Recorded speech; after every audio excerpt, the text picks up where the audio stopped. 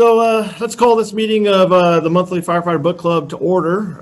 My guest for this month is Jarrod Sergi that wrote the book No Nonsense Leadership.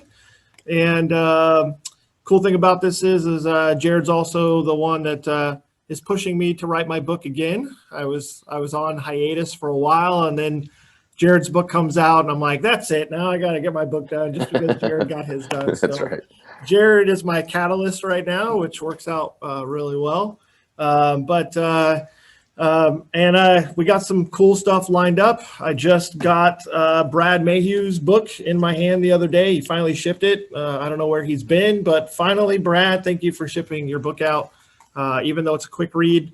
But this will be one book of 7, I think, in the series. And I kind of convinced him to put it out like Star Wars, where it comes out out of order. Just to throw people off. I was like, that's what I want to see. Yep. So I'm really excited about that. If you're watching this live or you're going to watch the video later, the other one I want to throw out there is Les's book, Carpluck. When he does purpose-filled leadership, he's in Canada.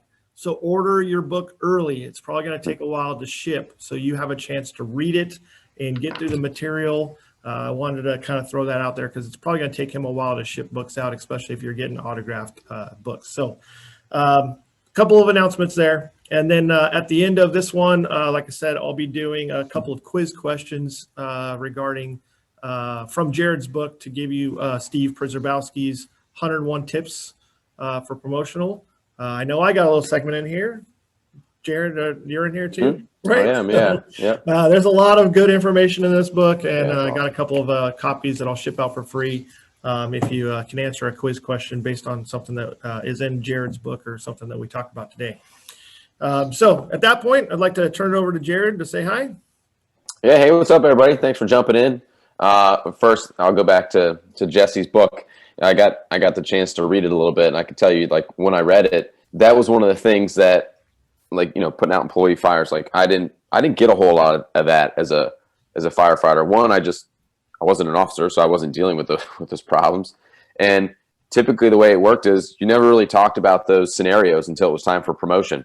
It's like, all right, let's talk about if a guy walks in and does this. And it's like, that kind of happens here on the regular, I think, department wide, maybe not in one particular firehouse, but I read it and I was like, man, this has got to get out there. People need it. I know I needed that as a young officer. Even still today, it's just, you put enough people in one building, there's going to be some conflict, and knowing how to deal with it's good. But thanks for jumping in, everybody. I'm excited to talk about the book in particular, but and leadership in general. So I'm joining from, if you don't know much about me, I'm from Norfolk, Virginia, or I work in Norfolk, Virginia. I live in get my areas mixed up. I'm from Southern California. I joined the Navy. They shipped me across country. I work in Norfolk, Virginia, and I live in Chesapeake, which is not too far away. It's kind of interesting. I tell people all the time, I was an explorer in a firehouse that he works out of, which is just kind of neat.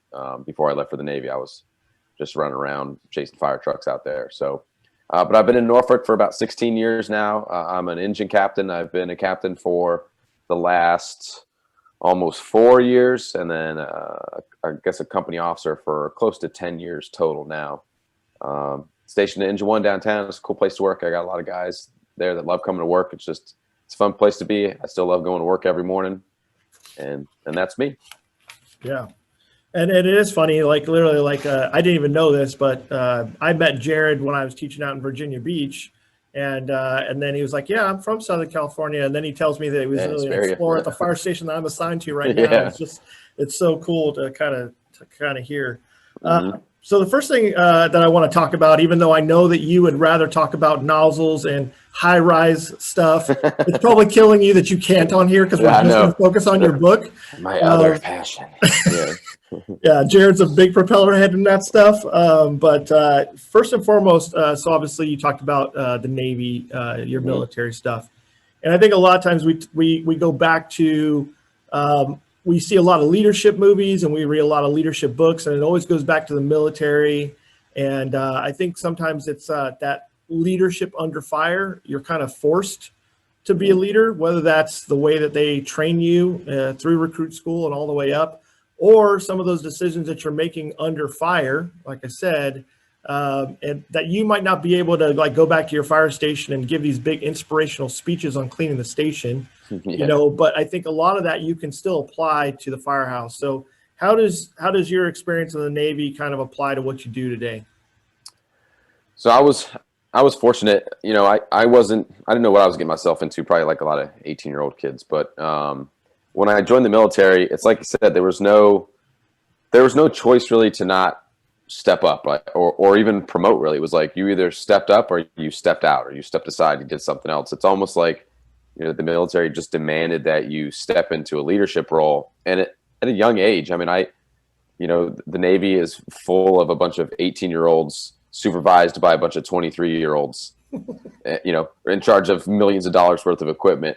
And so you have to learn very fast, good leadership characteristics. And you just get put into these positions quickly and early with people you have never met before, people that are from different parts of the country. They have different backgrounds and everything. And it's just like, boop, all right, now you guys get along. And, oh, by the way, Jesse, you're in charge of these knuckleheads. And you're like, whoa, what?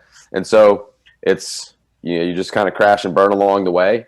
But again, the military and it's based off their culture and their history and their heritage. I mean, they just demand that leadership in you. And I think they do a good job of knowing that because they demand it, they do a good job in preparing, whether that's formal development programs or something like that. So I was really drawn to it. And, I liked that.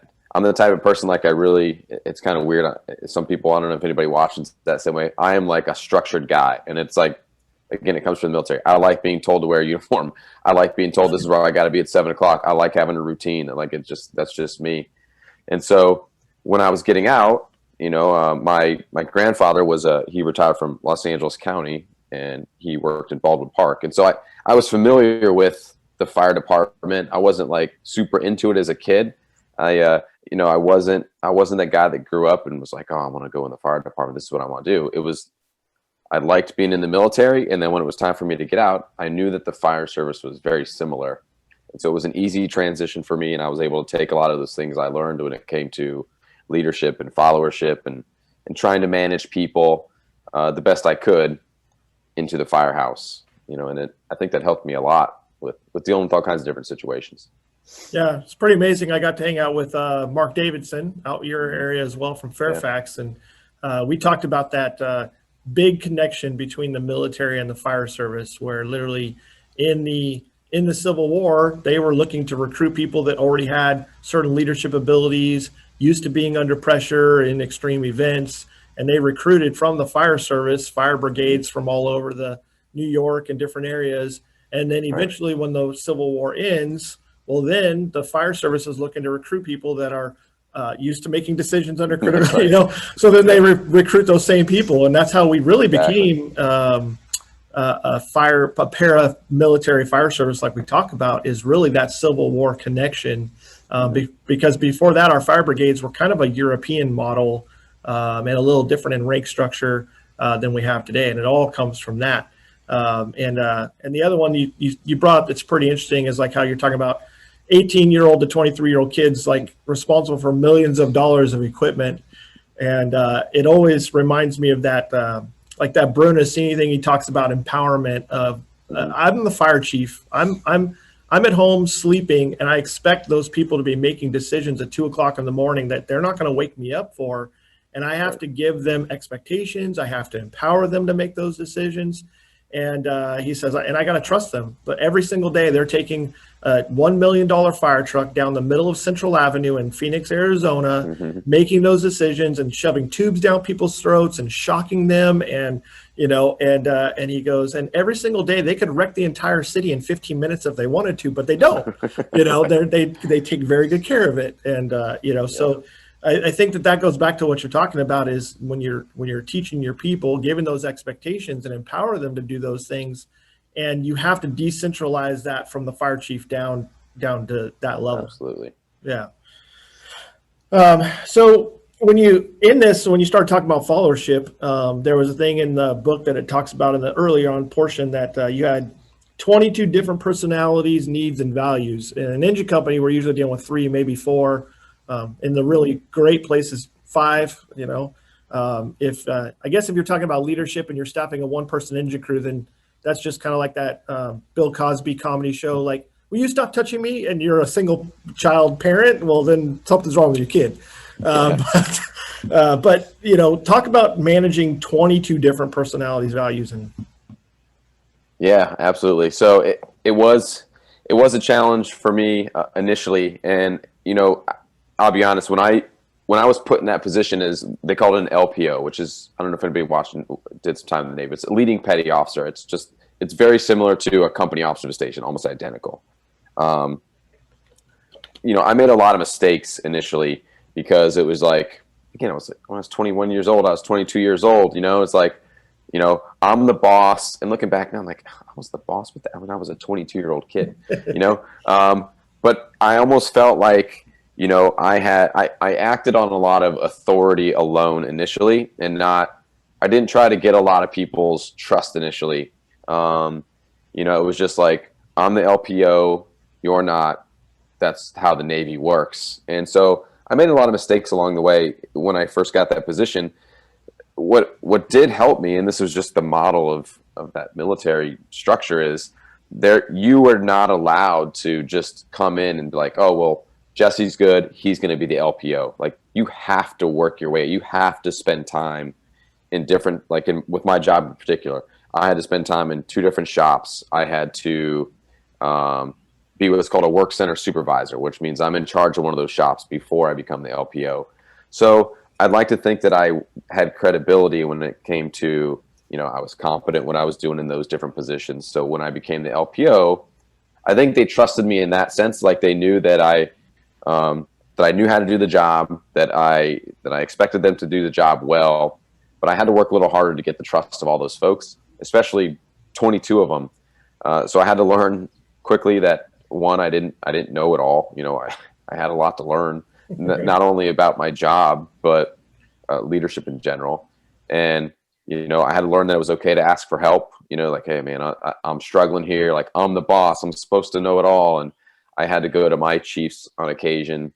And then the other thing was, and I see Jim just popped in. I just listened to him and John's podcast earlier on my way home from work, is humility, right? Like, so I'll give you a good example. 8 people that I went to A school with, we all ended up on the same ship. We all were about the same rank. We kind of moved up and down a little bit. So imagine being stationed with people for several years, kind of like the fire department, and then, oh, now Jarrod's the supervisor, right? So it's like they all wanted to do that too, and it was I just got it. Like, I was lucky enough to get it.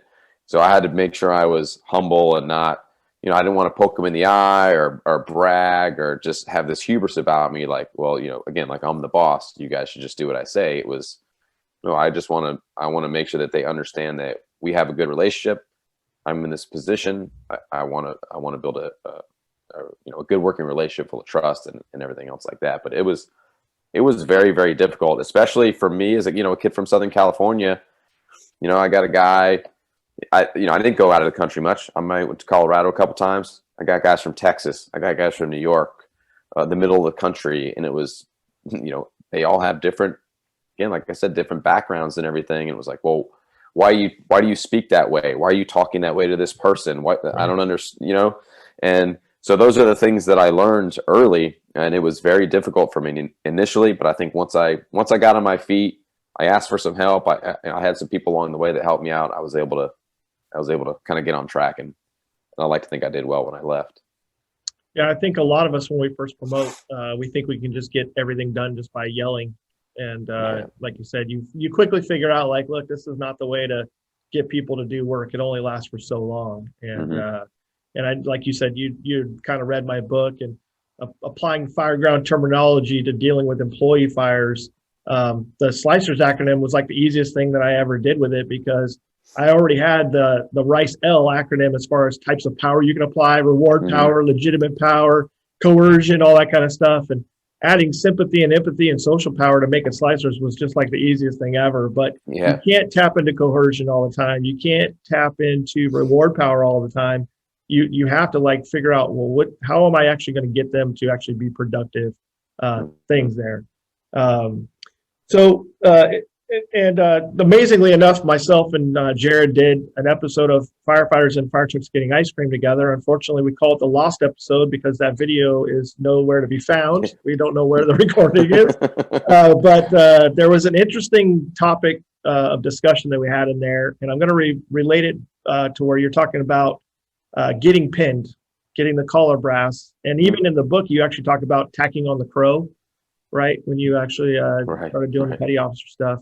But the importance of the importance when you get promoted to company officer, that there's some type of tradition or formal ceremony to actually get your collar brass pinned on. If your department, if you're getting promoted to lieutenant or company officer, and you have to go down to the uniform store and purchase those bugles yourself, and then pin them on your collar, and then the next day you have bugles on, there's a problem that needs to be done. But I think that even worse so is probationary firefighters when they are finishing probation. It seems like there's a lot of departments out there now, like they're coming up on their 365 days, and the big event is, well, what are you going to cook us for your last meal, right? Where it should be a celebration of them completing probation, they're making us dinner. And so Jarrod's got a great story of one of his probationary firefighters that I'll let him share, and I'll tell you how it inspired me to change the way that I think about that. So, yeah. So I'll share with you a couple different things that I've done, but the one is you talk about the steak and shrimp dinner that we do. No, I think this one was the high rise where the firefighter came out on the roof that you told me, and his family was there. Remember that? Oh, I've done something like that, but I don't remember that. You getting me confused? It's a story you told me, so maybe you got it from somebody else. We have done something where we did like a walkthrough, and it was like, hey, let's just go out. We're going to walk through some buildings, and that's exactly what we did. Like, hey, it's always cool to go up on top of the building and look at the city and stuff.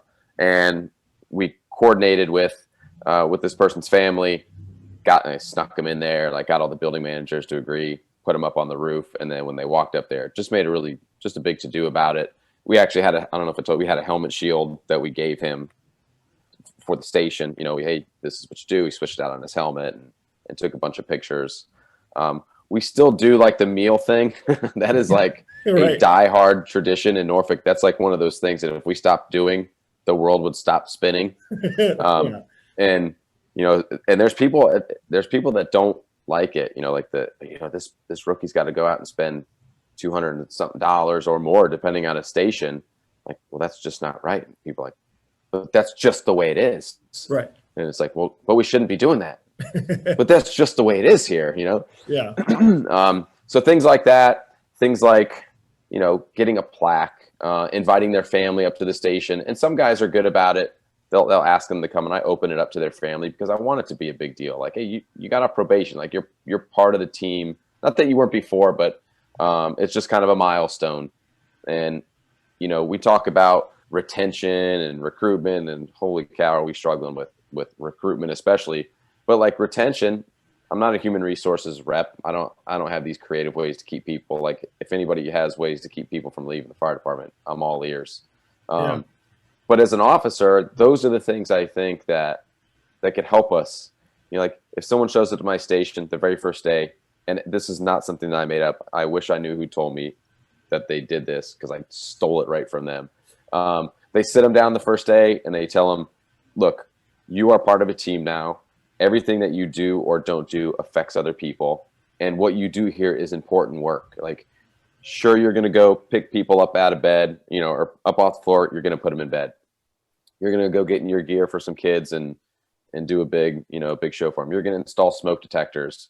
Depending on your agency, you might be painting hydrants. You're going to do vehicle inspections and comprehensives. You're going to clean toilets. Oh, and by the way, you also will go to structure fires, and then you'll also go to traps, and you'll also go to good medicals. But you're going to do a lot of that other stuff. Right. So we let them know from the start that that's what they do, and we let them know from the start, like, you're valued here. Like, we we need you here. And it's important that you enjoy coming to work, and we just create that environment for them. So any chance I get to recognize somebody coming off probation, I always try to make it a big deal, because I know to them it's a big deal. Like, I can remember getting off probation. That was a big deal to me. So I try to make it a big deal for them too. Yeah. So like I said, I'll tell you how Jarrod telling me that kind of inspired a change in me. I had a probationary firefighter at my station shortly after that. And I kind of mixed the big dinner in with the same type of thing. I told him, like, hey, when you're making this big dinner for the crew, make sure you add a couple of meals on there, because I'm going to have my family come up. And then I really sounded like a jerk, because it's like, you're not only just cooking like the crew dinner, but you're also making my family dinner. But I wasn't bringing my family up. I actually invited his family up, contacted his wife, said, hey, this is what we're going to do. We're going to do a big thing for dinner tonight. You guys are all invited up to have dinner with us. And I told him early that day, I said, hey, I need your task book. I want to make sure we completed everything so that we are sure we're done with your probation. So I started reviewing his task book that morning, and I purposely left off like a thermal imaging camera drill we were supposed to do up until the end of that last thing. So that morning I tell him, he's already like in the kitchen, like prepping this like 5-course meal. Mm-hmm. And I tell him, like, oh man, I'm so sorry. I forgot. We have to do a thermal imaging camera drill sometime today. And so let me know when the best time is to squeeze it in. So right before his family shows up, we go and do this tick drill. I lay out a bunch of equipment in a dark room, and I have them identify a rope bag, and it's amazing. Like, you can't tell rope from charged electrical cord on a tick, because of the sheathing and the insulation, So I'm like, that's cool. We put some ice down, and it's like, what is that? And he goes, well, it looks like coal. I said, don't think about color. Think about temperature. It's very dark. It's going to be coal, right? So an SCBA mask, an access. He identifies all of these things. And I say, okay, now we got to go do a drill where we actually talk about sweeping, go high, go medium, go low, look for exits, look for this stuff. And then at the end, it's like, okay, go in the station and do a search. So we have him like fully bunkered up. He goes in the door of the station. He's sweeping with the tick. We go around the corner into the kitchen. He's sweeping with the tick. We go to the stove and the oven where he's making this 5-course meal. He identifies the heat signature. And then we go around the corner to the day room. And I go, okay, this next room, we're going to look for victims. And he opens up the door and starts sweeping with the tick. And I have his wife and his 2 kids sitting in the recliners in the day room.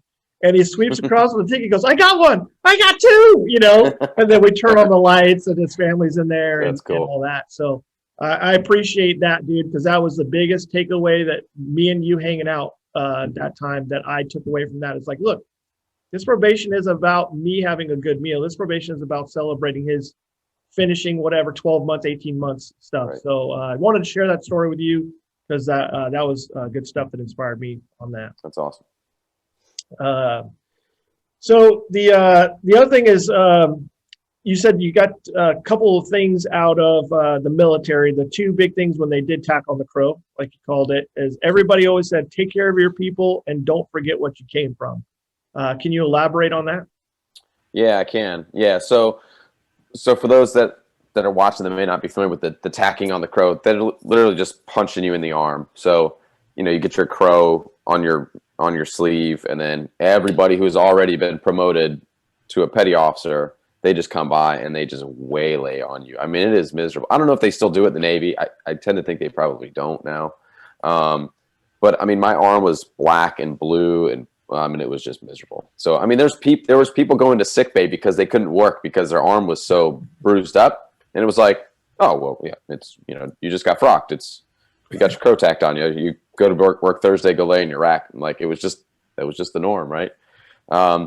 So when I would hear this all the time, right? Like, hey, look out for your people. Don't forget where you came from, especially at promotion time. Like my chiefs and my officers would say that to me. And then anytime like I was counseled, which happened a couple times to me, right? Or I didn't do something the right way, or I was beating myself up, they would always say, hey, look, like whatever happens, just remember to look out for your people and don't forget where you came from. And I can remember having my department head, and I'll elaborate on these in a second, but I can remember having my department head tell me, especially the don't forget where you came from part.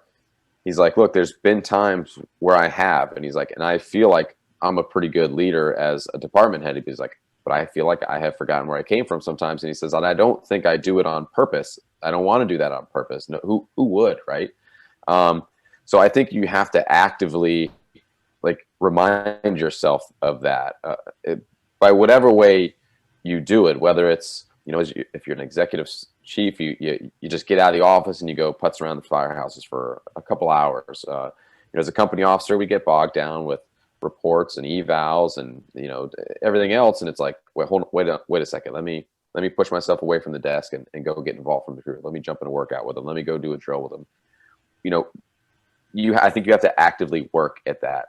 So when I heard those things, I thought it was gold. And for looking out for your people, for me, what that means is like not covering for them, because I've heard look out for your people kind of used in a bad way. Right. Like for me, looking out for my people, and I probably say in the book, like I tell my folks all the time, like when I look out for you, I look out for your morale, your welfare, your professional development, everything. Like it's important to me that you go home to your family in the morning. With that, like I will back you up 100% if you're right, but I will also hold you 100% responsible if you're wrong. Like that, to me, that's looking out for your people. There's a little accountability in there as well, of course. So I think those two things are important. And I tell people all the time, like I was one of those guys, man, I was crazy lucky for the people that I worked for and with as I got promoted. Man, the captain I had was a rock star. I had awesome chiefs, like just good people all around me. I was very, very lucky when it comes to that. And I know that not everybody gets that luxury. Sometimes you have to, you have to do a little prison time every now and then, and you go work for that crew or that officer or firehouse or whatever.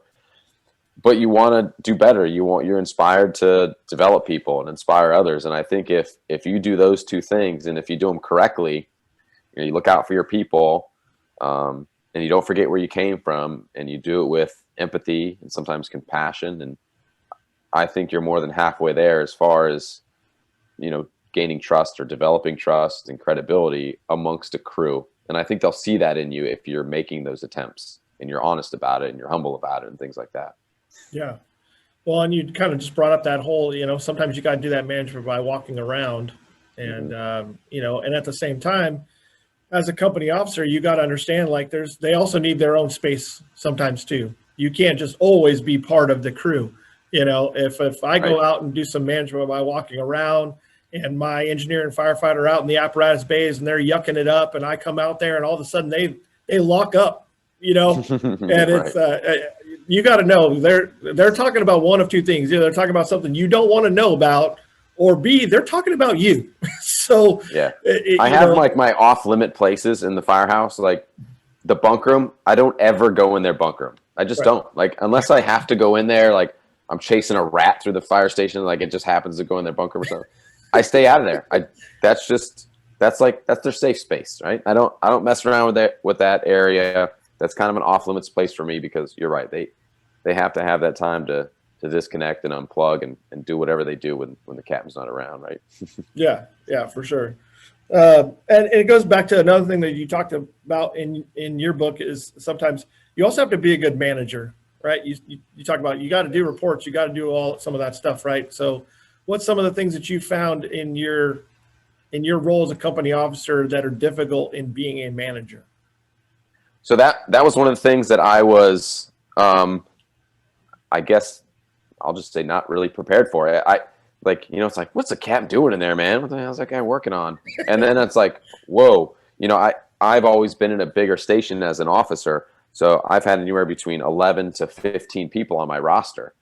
And so it's like, not only do I have all these people at various performance levels, I have all those things that you talked about, the evals, the reports, the whatever it is. And for me, I'm lucky. Like, I don't have really a whole lot of extra duties other than just running the firehouse. But depending on the department size, you might be a captain that has to not only run the firehouse, but you have a bunch of other things that your chiefs have given you. So I had to learn quickly how to manage time. And if you were to tell me that like time management was not it's very important, I'm like, yeah, who cares? Right. Time management, I really got to worry about that as a company officer. But holy cow, whoever said that was 100% correct. So every day I come in, I had to learn, I had to prioritize things. I had to, like, I am a sticky note freak. So if you come in, like when I'm off shift, there's probably about 5 or 6 different things. And as silly as it sounds, I have to write down every single thing that I want to do. Like, even if I have it in my head and I'm pretty sure I'll remember it, I have to write it down because one, I have the memory of a fish and I'll just forget. But it keeps me on track. So as I'm moving throughout my day and I'm like, man, the day got away from me. It's 2 o'clock. I have to look at my list and prioritize things. And usually that goes like, is this an operational need? Are there time restrictions on this? Can this wait till next week? Can this wait till next month? And the other thing that I had to really learn how to do was delegate, which I wasn't always very good at. And I'm really still not very good at it, to be totally honest with you.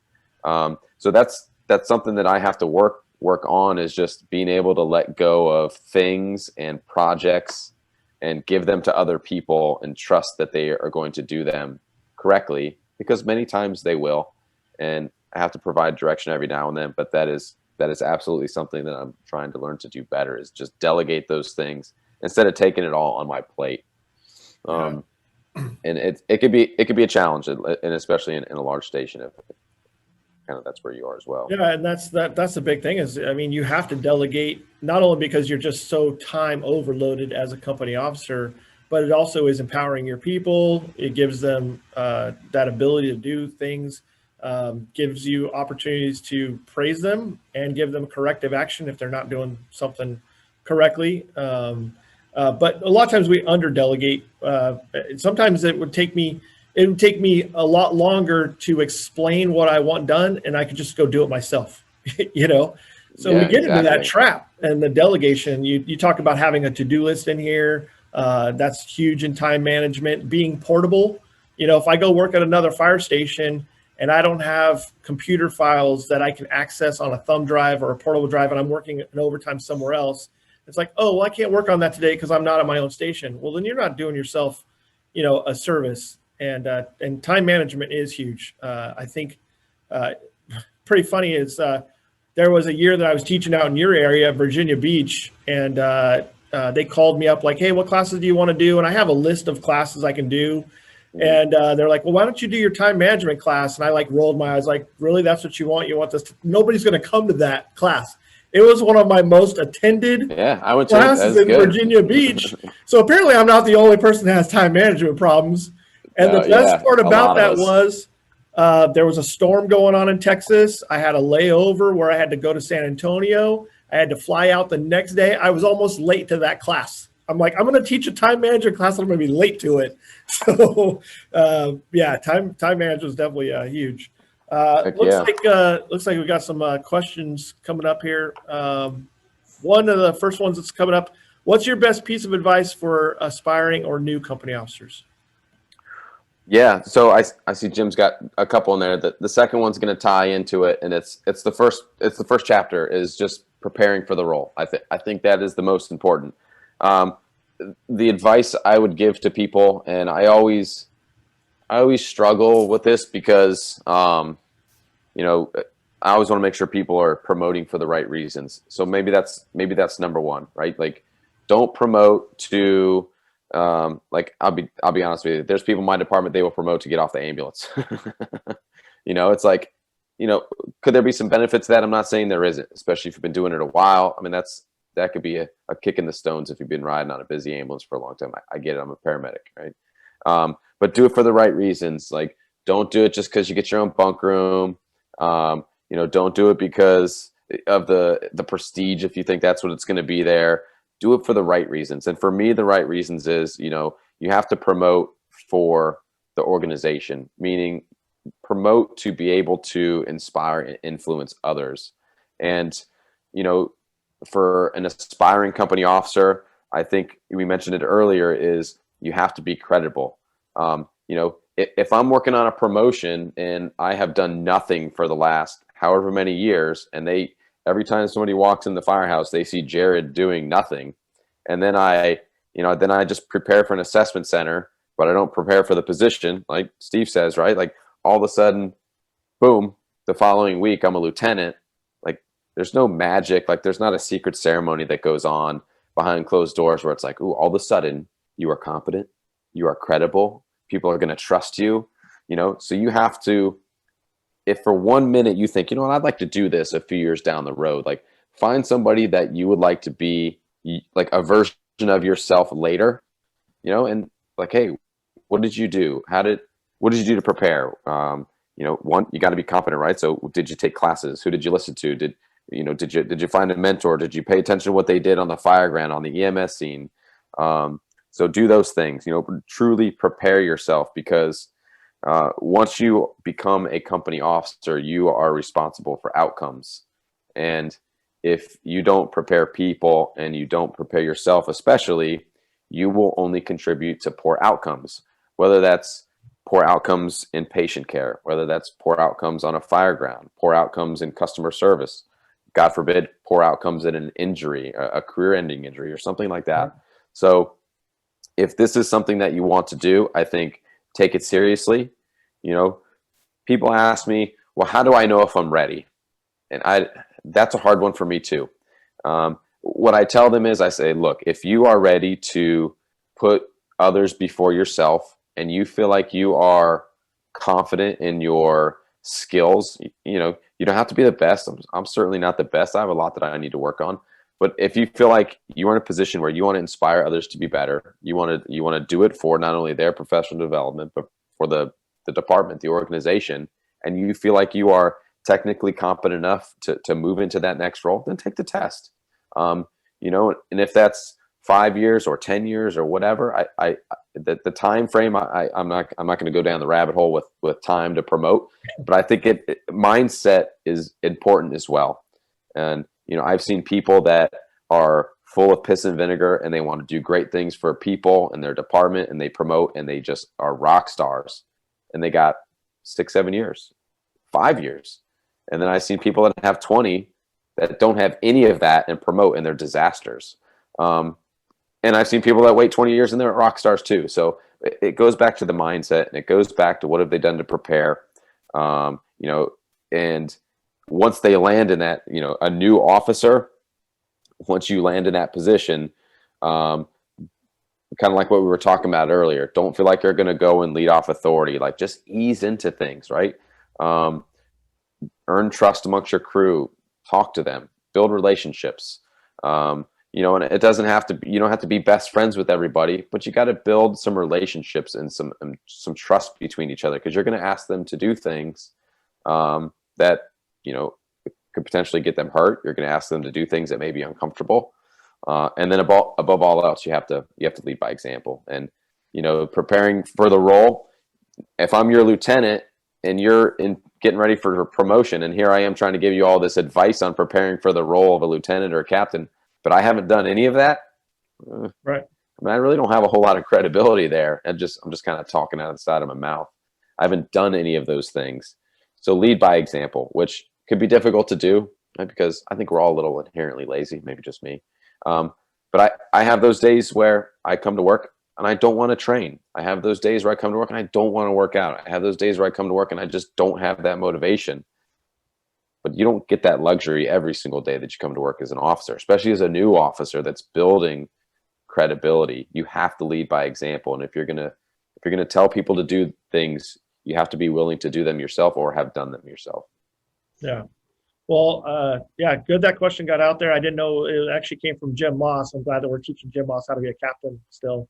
And it's funny, like you talk about, well, when do I promote, or I just want to promote because I don't want to work for that idiot. Well, I'll be honest with you. You promote to captain, you might be working with a battalion chief that's an idiot. And there's still going to be idiots out there that you're working for or working with, and trust me, sometimes it's easier to work for an idiot than actually manage one. As much as you think it's like, well, I don't want to work for that guy. Well, trust me, it's all going to come around. And that's right. You talked about putting in the time, and a couple times in the book, I have it written down, and Mike brought it up here too, is competence leads to confidence, right? That's having that, being a good firefighter leads to being a good company officer, right? So you have it in the book several times. What's your big take on that? So, the reason that's in there is because for me as a company officer, like I'm a captain by title, of course, right? But I ride a fire truck I go on EMS calls. I'm a paramedic. So, for me, I have to know what I'm doing, right? And people will see if I'm not. And so if we're on a call, it doesn't matter what it is, and crew members, like I can remember being a firefighter looking at my captain thinking, this guy has his stuff together. Like he's good on the fire ground. He's smart. He is constantly learning how to be better at his job. He provides good patient care. Like he's empathetic towards people. I'm like, I want to be that way. Like, how did this guy get there? And it was all going towards just being a good firefighter. And I think that's important for people moving up to promote. Like, there's all kinds of classes that are good. I think my neighbor's a buddy or my son's friend's coming over knocking at the door. So I think it's important that you learn things like management and leadership. Of course, those things are important. But to me, you are still a firefighter on that truck. Like, you have to be good at forcing doors, stretching lines, throwing ladders, providing good EMS care. Like, that is what you do for the most part every day. And not only that, you supervise and you manage other people doing those things. So again, lead by example, right? You have to be competent. And when your crew members, they may not even know anything about you. Maybe they never even worked with you before. But if they go to work for you and you're a new officer in their station, they see that you are competent and you're making good decisions and you know what you're doing, you've already got some trust there, right? Regardless of if you hadn't started to build relationships with them. You may not know the person's wife's name. You don't know what they do for their part-time gig. But they go to work and they see that you are a competent professional. They're going to be confident that you are going to lead them on the right path. Yeah. Well, and going back to what you just said, the competence is the first part about that, but then eventually knowing their wife's name and knowing that stuff is going to lead Absolutely. even further down the road with building the trust stuff. You talk about that in the book, kind of where you're kind of creepy, like jotting down notes about Totally creepy. about your people. But it leads us to chapter 3, like sizing up your people, and it's chapter 1 in my book, right? Doing a size up. I look at how are they built? What's their building construction? That's the first, to manage an employee fire, you first have to understand building construction, right? So getting to know your people, getting to know your folks, sitting down, asking them questions about their personal life. And it's amazing that they always talk about, right, they don't care about how much you know until they know about how much you care, right? So hey, I'm a great firefighter. That's one thing. And they might come to you with technical questions about the fire engine or the fire ground. And that's the first and foremost thing for Jarrod. If I want to know something about high rise or water flow, Jarrod's still that person to go to. But for a firefighter to come to Jarrod or myself and say, hey, I think me and Wendy are getting a divorce. Right. That takes the other side of that, building that trust and relationships that, you can be a very competent firefighter and a competent officer commanding the scenes and talking on the radio and all that kind of stuff. But if you don't have that other element of that, you're going to lose that piece. Yes. That's so important. And I was not always that way. I'll be honest with you. Like, as a young firefighter, I had that mindset, like, we are the best station around here. We are friggin' awesome. And if you don't have our mindset and you don't love this job like us, then there must be something wrong with you. Like, you're not a good firefighter. What do you even do? And it was just this abrasive approach to, I didn't size people up. And, when I became an officer, I realized, like, look, there is no way, like, not everybody thinks like me. Like, I cannot go to work with this mindset that, well, if you don't think on my level and you aren't out there doing exactly what I'm doing, or you're not going to X amount of conferences a year, well, then you're just not a good firefighter. And I struggled with that for a while because who wouldn't want that around them? Like that's just what I almost demanded of people. And truthfully, I probably damaged some relationships early on in my career because I thought that way. So I had to quickly set myself straight, right? And say, look, if I'm going to be effective in developing a person or a crew or pushing a project, it didn't matter what it was. I had to learn how to size people up the right way and figure out, all the things we talked about, their family, their kids, how long they've been in the fire department, maybe why they act a certain way, maybe why, people have coined them having a bad attitude. Like, well, why do they have a bad attitude? These are the things that I wanted to try to figure out about people, so I can hopefully help them. And I think that's so important to do as an officer, because you're surrounded by them, not only 10 days a month, but in a 24-hour shift, you're probably in that station like 20 hours, like total. And you're out running calls and stuff, but you're out there, you do your call, you come back, you're in the station 18 to 20 hours just surrounded by these people. Yeah. Well, and that's the thing too, is like, I consider myself pretty engaged in the fire service, and I still don't come up to your level on most days. That engagement level, it's very easy to become callous to the other people in the fire service, or a mercenary, if you will, on like, look, this is our mission. And you have to understand, like, not everybody is driven in the fire station, like some of us were. I grew up from the time I was 5 years old. I knew what I wanted to do. I wanted to be a firefighter, and some people kind of got to where we're at today, and they're here at the firehouse through a different route. And so knowing how they got there, what motivates them today, and how you can actually apply that, I think is huge. So the other one, we talked about sizing up your people. Chapter 4 gets into expectations, and I think we've hit on this a little bit already. But there's a ton of different ways out there, and I personally don't believe, like, it's your first day as a brand new company officer that you're going to sit down and give them this huge list of expectations, and then or even worse, having this printed list of expectations and then having them sign it, that they understand what your expectations are. I think that you might have a hit list, like in the first couple, like the first meeting with them, like, hey, here's some of the basics, this is what I expect. And at the same time, here's some of my quirks that you should be aware of before we go on this call.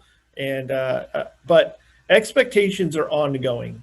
And I think that's one of the things that officers learn, that expectations are not just a one-time shot, because at the same time, you'll also be pretty underwhelmed when you figure out, well, I've already laid this expectation out for them on the first day we work together. Why aren't they doing it? And yet, why do I have to remind them all the time? It's a constant thing, right? So what was some of the stuff you covered in expectations?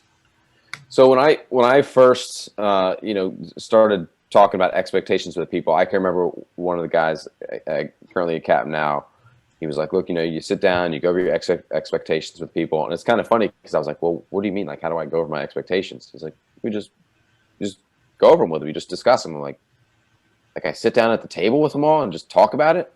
He's like, yeah, bonehead, just sit down and you can go over it. I'm like, okay. And so it was, well, what do I say? Like, I expect a lot from people, anything from taking care of the firehouse to what we do on the rig. And it was like, well, what do I do? Like, what do I say specifically? And so he helped me do it, and I come up with 4, and they're very, like, they're nothing earth shattering. Right. And I agree 100% with you. Like, going in the first day and like, I've been here an hour, we're going to sit down and go over my expectations. That may work. But that is all based off, like, your feel of the crew. Do you know them? Maybe you have relationships with them already. It's very dependent. Like, I've sat down with my crew, and I've only been there a couple shifts, and I've laid them out, and then I've had to wait like a month to sit down and really go over expectations formally, because if I went in and I did it the first day, like, and I think I mentioned in the book, like, when I got my first assignment as a captain, I was the junior guy at the station. They were all very senior to me, like 20 plus years. Just imagine my first day if I went in there like hour 1, like, all right, guys, I just want to sit down at the table and I'm going to go over my expectations with you. They'd be like, who the hell is this guy? So I was still able to sit down with them, but I had to adjust a little bit. And one of the things that helped me, and I think helps me deliver it, and for anybody that's like, man, this is going to be awkward sitting down and going over expectations with people, this is exactly what I tell them. I say, hey, look, guys, I'll try to get the truck out of service. I'll sit down. We're all at the galley table, and I'll say, hey, look, things have been going good here. This is what I've noticed. We've, whatever I say, but ultimately I tell them, look, I want to take this opportunity to go over some expectations with you all. The reason I do this specifically is because as your officer, you're going to go out the door and you're going to make decisions. And at times I may hold you accountable to those decisions that you make or that you don't make. And if I haven't shared my expectations with you as your captain, then I feel like that's my fault. And I have put you all in a bad position, and I don't want to do that to anybody here. So because of that, that's why I want to go over these expectations. And typically they're like, oh, I mean, what are they going to say? Like, yeah, that sounds really great, Cap, but I'm not going to listen to this. They usually warm up to it, and I just am very direct. Like the ones I go over in the book, they're simple, right? Be ready, look professional, act professional, and then take care of each other. There's nothing crazy there. Be ready is your gears on the truck ready to go, your mindset. You take care of your body. You take care of, you take care of the truck. The equipment's ready to go. Be professional is just simply that. Going out the door and be professional. The way you speak to people, the way you speak to each other, the way you speak to the public. Taking care of each other, that's with anything. That whether that's somebody's going through a divorce at work, there's a death in the family, some like crazy things that you just don't prepare yourself for in an assessment center that will just land on your desk, and you have to be able to take care of each other. No silos in the station, no backstabbing. Like everybody's there because we're there for the brotherhood or the sisterhood that we really like to put out there. But when it's inconvenient, we just kind of, I only say those things at conferences, we have to take that seriously. So I think sharing your expectations with people is important. And I think maybe it's just me, but I believe that people want to hear them. I know I wanted to hear them as a firefighter. It was important to me to know what my officer expected of me because it made my job easier. And one of the other things that I always throw in there at the end is I ask them what they expect of me. And only a few times, honestly, have people spoken up. Most times they're just like, I said, as your officers, what do you guys expect from me? And they're just like, whatever, okay. Some of them don't say anything, but there's been a couple times when they've been very specific. Like, and I can't tell you exactly what those were, but they have said things to me. And I think that's important. Like it goes both ways there, right? You can't sit down and lay out your expectations or maybe your pet peeves and be like, well, I know you guys have them too, but that's not important to me. I only care about what I have to say to you. Yeah. So that's kind of how I lay them out. I totally agree. I mean, I think if you literally just walked in the station and you didn't say anything about what you expect, number one, they're going to be craving that, like you said. I believe the same thing. And number two, if you don't lay out expectations and you just go, oh, we're just going to run calls and just see how it goes. Yeah, like I said, you're setting yourself up for failure as well. As usual, I have not only double booked myself, but triple booked myself. I'm actually going in classroom 1 to do strategies and tactics for employee fires and a company officer class. So I want to kind of wrap up some stuff here, see if there's any other questions. I know that we're trying to keep these down to an hour, but I could talk with Jarrod for 4 hours for sure. I know, it's easy. There's a question here. What's your favorite or most important part of your book? That's from Jim as well. Jim. Jim with all the questions. You already had your show. He already answered it. He got it. Yeah. So it was the chapter, and one just came to mind. The story that I told about Dominique. I put that in there for a very specific reason, and it's not to toot my own horn or anything like that. But if you read that story about that guy in the Navy and about pinning that warfare pin or his chief's anchors on his chest, like I think sometimes like leadership is hard, and I think that's one thing that I would tell people. Like I struggle at times too, and I'm like, man, am I screwing this up? Am I doing a good job? And it's very difficult, and I think sometimes it's easy to get frustrated, and as an officer, because it's like you want this instant gratification. It's like you listen to these podcasts, you read these books, you take these classes, you talk to your mentors, and then you go to do something in your station, and it's like it's not working. Leadership is a marathon sometimes, and it's not a sprint.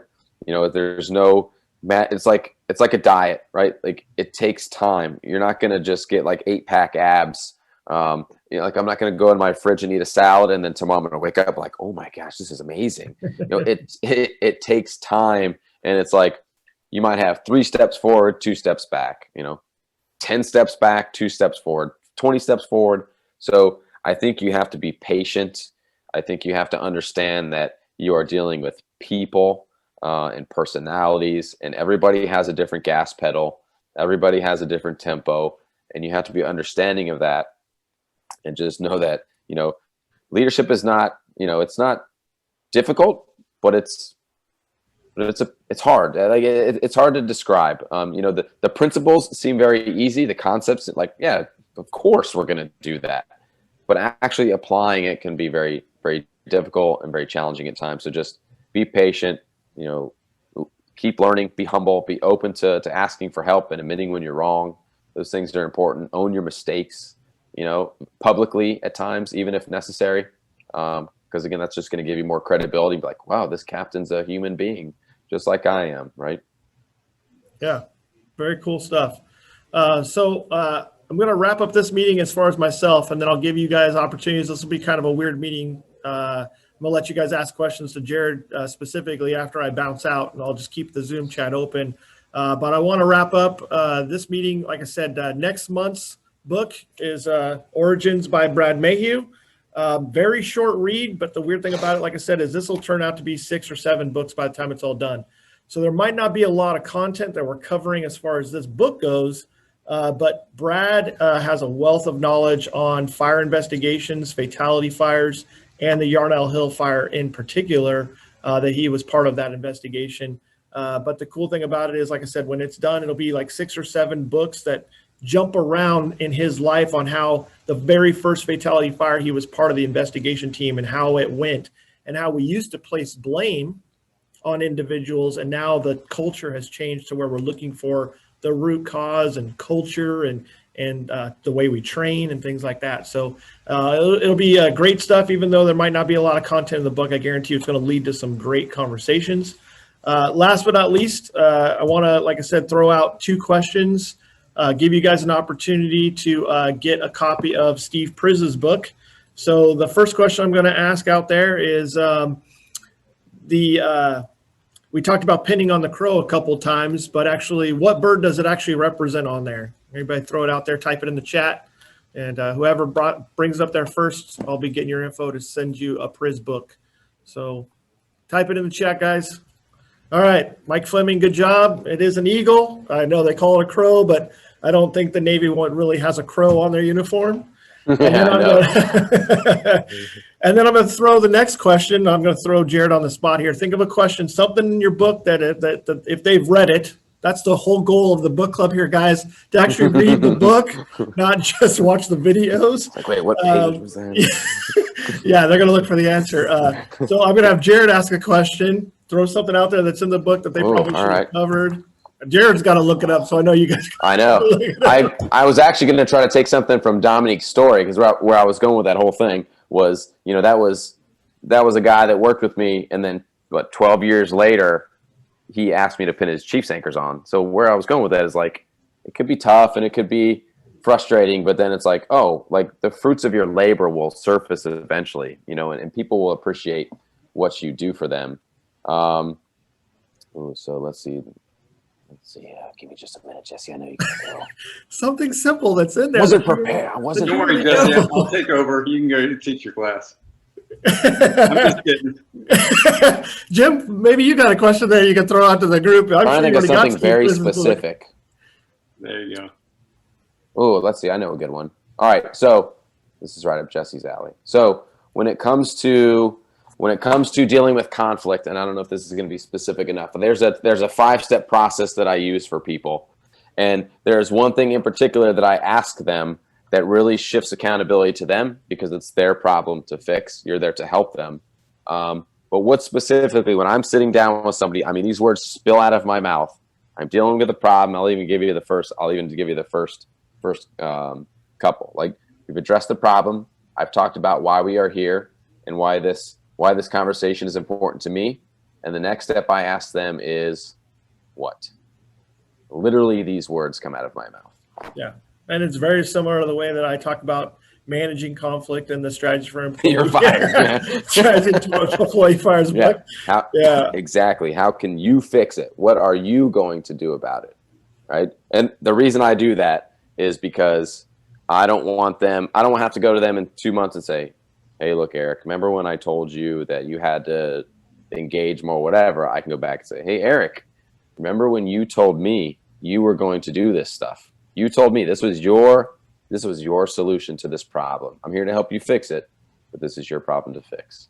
Yeah, no, that's good stuff. Even though, just so you're aware, Jim typed in there, "You're fired." That's why we're all laughing at that. But yeah, that's great stuff. And I definitely, when my book finally comes out sometime next year, I definitely will expand on that. And it seems like me and Jarrod have been on the same page on our books in a lot of different regards. And Jarrod will have a case study at the end of the book, which is a great read. So, Mike, make sure that you type in your address, or actually PM me on Facebook, Eric as well, to make sure that I get you guys Steve Priz's book sent out. And from here, like I said, I'm going to leave the Zoom chat open. By all means, you guys knock yourself out, ask Jarrod questions. As long as Jarrod can stay, I'm going to go teach another class. So I will see you guys later on. Cool. All right. See you, Jesse. Actually, that probably requires my computer. I'm going to check on my class. You guys got like 5 or 6 minutes. Yeah, Jay, what's up, man? I was listening to your podcast with John this morning when I was coming home, and then I was listening the day before when I was going into work. It was awesome. It was great. He does great. He's awesome. Yeah. You listen to Kayla's, right? Yeah. Man, she's awesome. She has a big influence around here. It's funny, Kayla was one of the first people I called when we got a new station and we ordered a ton of CrossFit equipment. And so, some people, they don't take that stuff too well. They're like, wait a minute, where's like my regular bench, my free weights, just exactly. So I was like, Kayla, I need some help. Like, can you come over to the station? Like, can you show us a few things? Like, I'm really trying to get these folks to warm up to the new equipment we got. And she was awesome, man. She's killer. Yep, she is awesome. Well, I gotta get going, brother. But all right, man. It was good seeing you. Good hanging out with you guys. All right, Jim. See you, man. See you. I'm gonna mute you guys, and I'm gonna try to put my PowerPoint over the top of you and let you guys keep rolling. I know you're good, man. If you got stuff to do, what you were teaching another class? What? Yeah, I got to go in a company officer class and do my strategy and tactics for employee fires. So cool. Nice. Gentlemen, thanks for being here once again. See you next month. The date for the Origins class or the Origins meeting probably has to change. Again, double booking myself. It's a time management problem. I do too. So I'll be sending out a new date on that one here shortly for Brad. And again, thanks for guys coming on and some good conversation. Cool. See you guys. Thanks for jumping in. All right. See you, Phil.